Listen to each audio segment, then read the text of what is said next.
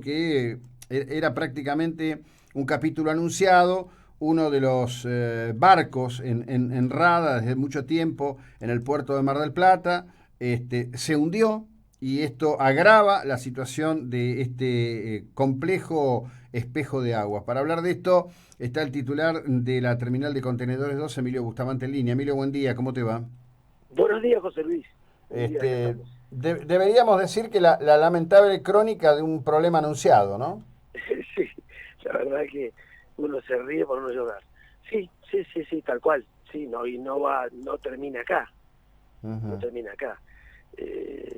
Bueno, viste que nosotros hicimos público un informe Sí, en sí. donde hicimos un seguimiento de cómo era el accionar en el puerto de Mar del Plata y bueno, lo hicimos público, por ahí fuimos acusados en el consorcio de haber sido, de dirigir una cuestión de nada que ver. Mostramos una realidad que hoy, bueno, esta es una cosa más. Igual uno va ahí a la zona y es terrible. Eh, Así que bueno, Ahora, seguiremos Emilio, adelante. de Sí, todo esto, bueno, es un hecho, este barco se ha hundido por abandono allí. ¿Quién es el sí. armador de ese barco? ¿Se sabe? Sí, sí, sí, ese barco era de una empresa, de un empresario Caputo, Ajá. que luego los barcos cuando quedan abandonados, hay un periodo en el cual después pasan al Estado. En ese momento el barco entiendo que se puso a nombre de la firma Lucejo, que es la firma que firmó el contrato para el Mm, desguace. Entiendo que al barco, una vez que lo pasan a la firma, le sacan muchos de los elementos, lo que más vale.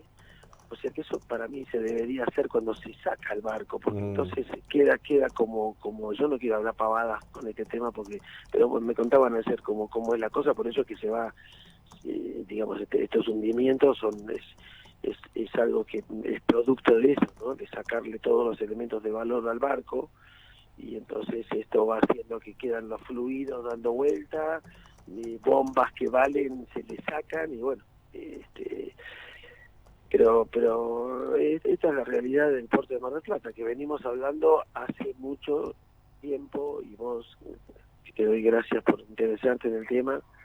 este bueno, lo has mostrado también, ¿no? No, yo lo que creo, como creemos muchos, en principio lo que voy a decir es algo, ¿no?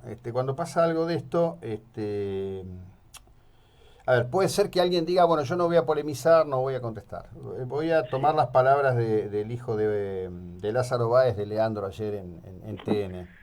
Eh, Siempre hay que decir lo que uno tiene para decir y siempre hay que expresar lo que uno tiene para expresar, porque en definitiva la situación existe, guste más, guste menos, la situación existe. Yo siempre aspiro, deseo, podría decir sueño, pero con un puerto realmente fulgurante, ¿no?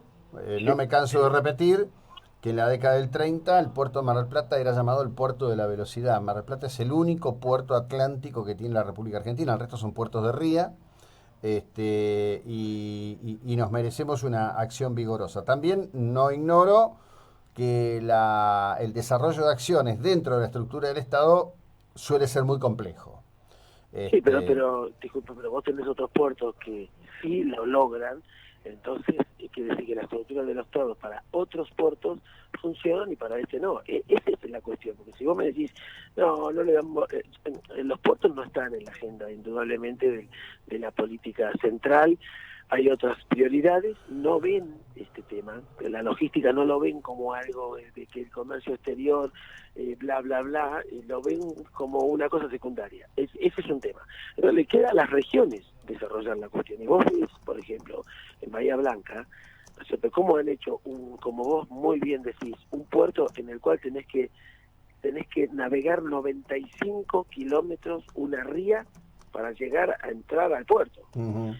Con el costo que tiene eso, imagínate que, bueno, como todos saben, remolcadores prácticos, etcétera, etcétera, ¿no? Y que han logrado hacer el desarrollo, y vos los ves cómo participan, etcétera. En Necochea, por ejemplo, sin irnos muy al sur, porque después de la Postomar y todo, ¿no? Pero digamos, en Necochea, bueno, Rojas, que fue el presidente del puerto durante todos estos últimos años, imprimió un ritmo al puerto, a los privados, les dio el ok para el desarrollo, etcétera, etcétera. Hoy es el intendente, acaba de ganar las elecciones. Ujú. Entonces, en el puerto de Mar del Plata, lamentablemente, el desembarco de los políticos ha logrado esto, que es querer quedar bien con algunos, de alguna manera, para no tocar compromisos, en lugar de trabajar para el puerto. Es decir, bueno, ¿qué le hace falta al puerto? Y entonces el tema de los barcos hundidos, yo no quiero decir que es un verso, ¿no es cierto? Pero los barcos pueden estar en otro lugar, como te dije la otra vez que hablamos. O sea, al margen de que mientras esperan ser desguazados, no tienen que estar taponando zonas zonas que son operativas, necesarias para el desarrollo del puerto. Entonces, y hace años que viene pasando esto. O sea que no es nuevo. No, por supuesto, esto, digamos, el tema tiene una historia. También hay que Claro. decir que antes de la constitución del consorcio, de alguna manera, el puerto de Mar del Plata estaba abandonado a su suerte, salvo momentos o acciones esporádicas, ¿no? Sí, sí. Pero en una época del consorcio, por ejemplo, se hizo un plan de contingencia, porque pasaba exactamente una cosa parecida. Había barcos abandonados, había barcos hundidos, había barcos... Bueno, entonces los barcos se pusieron, te acordás, en la zona de la Escollera Sur, en donde vos estás pasando ahí en lo que Ujú. es la SPI, que es lo de Tamanti, pasando, y antes había barcos hundidos, semi-hundidos, el cronómetro, era horrible verlos, pero ese plan de contingencia hizo que el puerto no estuviera liberado.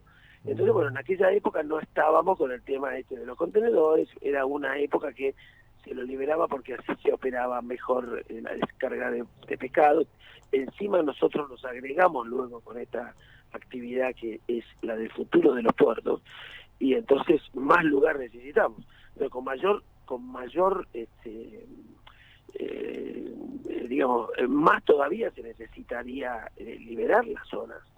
Pero eso no se hace para no quedar mal con uno, con otro, pim, pam. Y entonces se ha quedado como, el puerto ha quedado como un lugar de una inmobiliaria que ofrece la tierra, bueno, a ver acá cuánto voy a cobrar por la tierra, en lugar de ser el lugar productivo que se necesita. Entonces, y luego se habla de algunas cosas, por ejemplo, en algunas cosas que se ha avanzado, se ha hecho un dragado, pero hacer el dragado, como decimos siempre, es como, no sé, es como decir, no, le voy a comprar las gomas al camión, se las voy a poner porque, o sea, el camión sin goma no anda, y no me lo produce, y no puedo hacer viajes.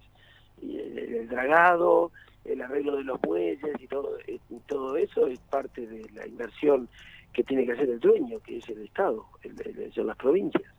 Y en otros puertos, por ejemplo, se ha puesto ahora último en La Plata, por ejemplo, en la zona de Docksud, en Exolgan, que es la que mueve una gran cantidad de comercio exterior de la Mm. Argentina, más de la mitad, están dragando. O sea, se hizo un plan de dragado de la provincia. Y nosotros acá, este puerto es autosustentable, es una cosa ridícula. Porque si ponen para otros puertos, nosotros tenemos que reclamar y aceptar la ayuda.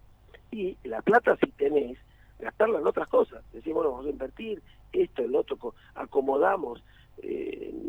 No quiero ser crítico ahora que ya hay un cambio de administración, como vos decís, guardarse a silencio, sería como me dicen a mí, Emilio, no hablemos. Digo, no, digamos las cosas como son, ¿viste? Porque después va a venir otro, y bueno, hay que Sí, hablar bueno, para que se sepa. por los datos que yo tengo, los que vienen no presentan ninguna renovación, te aclaro. Y bueno, Los nombres que están corriendo pero porque no me todos hablan de que va a suman, haber una porque renovación de pensamiento, digo, en claro. relación a lo que está No hay pasando. una, no hay una, lo que pasa es que es muy difícil. Mirá, yo te lo he contado, vos lo sabés. Hemos participado en congresos, etcétera, y cuando contamos estas cosas, es que ha surgido de que ha sido la posibilidad de hablar en estrados en México, en Colombia, bueno, ahora vamos a Estados Unidos, en Chile, sobre la situación del puerto. ¿Por qué? Qué locura, miran todos, se llena no es mentira lo que te digo, Mm. total, no hay nadie acá que me pueda mentir, pero es verdad lo que digo. Lo tengo a mi socio Alberto Vejero, que me saca fotos cuando hablamos, y lo puede decir. Es decir, se llena. Qué locura, estos barcos acá hundidos, no pueden creer la gente. Y nos siguen invitando, que sí, es un tema que interesa. Solo que acá estamos realizando la ignorancia en el tema de la logística, lo que significa el asentamiento de industrias y de cosas alrededor de un puerto que está desarrollado como puerto. Pero bueno, habrá que esperar. Y esto que vos decís también en las renovaciones, en las nuevas renovaciones de directorios o de administradores, se postulan todo el mundo porque ignoran el tema. Por ahí, no sé, no creo que estén escuchando. Entonces, todo esto que estamos hablando. Entonces, obviamente, después viene el fracaso. Porque fíjate que estamos hablando que en otros lugares son intendentes. Yo me acuerdo también quien fue el número uno en los puertos de la provincia de Buenos Aires, estaba trabajando en la intendencia de Bahía Blanca, bueno, este caso de Necochea, y muchos más, ¿no? Sí. El presidente del puerto de Puerto Madryn, creo que fue Villa, creo que fue intendente de Puerto Madryn. O sea, estamos hablando de gente pesada que entiende que por ahí viene la cosa, no por el turismo acompaña, es importante, las industrias que están son importantes, pero si lo complementamos con el puerto y viceversa, podemos salir adelante. No es casualidad en donde estamos parados primeros en la ocupación del país, no es casualidad esto. Bueno, Emilio, gracias, que tengas una buena jornada, ¿eh? Buen día. Gracias a vos, muy buenos días. Hasta luego. Emilio Bustamante, y bueno, esto que es, en principio, una polémica que no debería existir, realmente no debería existir. Debo decir y agregar, lamentablemente, ninguno de todos los diputados provinciales que tiene la ciudad, muchos de ellos cumpliendo mandato, otros con mandato renovado, otros que no renuevan ellos, pero han logrado que gente de su propia organización política continúe en la legislatura, nunca se han puesto esto al hombro en serio.